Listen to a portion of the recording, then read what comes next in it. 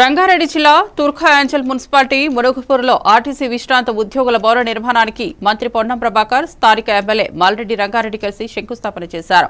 ఈ సందర్భంగా మంత్రి పొన్నం ప్రభాకర్ మాట్లాడుతూ 5 లక్షల రూపాయల మున్సిపాలిటీ నిధులతో భవన నిర్మాణం చేపట్టడం జరుగుతుందని పొన్నం అన్నారు. కాంగ్రెస్ పార్టీ అధికారంలోకి వచ్చిన తర్వాత మహాలక్ష్మి పథకం కింద మహిళలకు ఆర్టీసీ బస్సులలో ఉచితంగా ప్రయాణం చేసే సౌకర్యాన్ని ఏర్పాటు చేయడం జరిగిందని అన్నారు.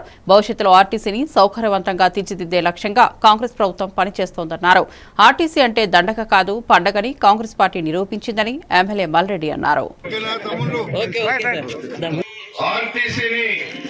దండగ కాదు పండుగ చేసింది మన ప్రభుత్వం, మన మినిస్టర్ పొన్నం ప్రభాకర్ గారు అని చెప్పి సందర్భంగా మనవి చేస్తున్నా. మీరు ఒక్కసారి ఆలోచించండి, ఆర్టీసీని ఎంత వేయాలని చూసి రాలేదా?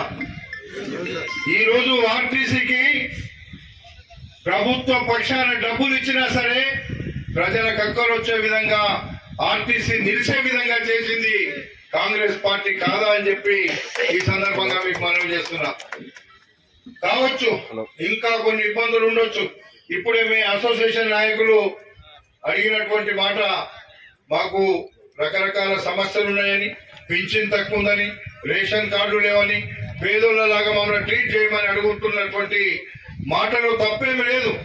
నిజంగానే ప్రభుత్వానికి ఉండేటువంటి జీతాలకు మీ జీతాలకు చాలా తేడా ఉన్నటువంటి మాట మాకు కూడా తెలుసు.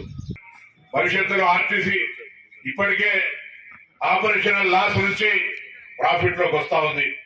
191 కోట్ల మంది మహిళలు ఉచితంగా ప్రయాణం చేశారు.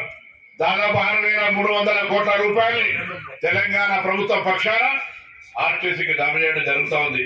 కాబట్టి తప్పకుండా ఆర్టీసీ మీ అందరి ఆశీర్వాదంతో రిటైర్డ్ ఉద్యోగుల బ్లెస్సింగ్స్, ఎందుకంటే మీరు సంస్థ నుంచి రిటైర్ కావచ్చు, కానీ నాకు తెలుసు మీ ప్రాణం అంతా ఎప్పుడు కూడా ఆర్టీసీ బాగుండాలి, ఆర్టీసీ కార్మికుల సమస్యలు ఎప్పుడు కూడా పరిష్కారం కావాలని కోరుకుంటారు. ఎందుకంటే ఆర్టీసీ, నేను ఆర్టీసీ మంత్రి అయినా కావచ్చు, మా రాజకీయ గురు చొక్కారావు గారు 1957లో ఆర్టీసీ మంత్రి.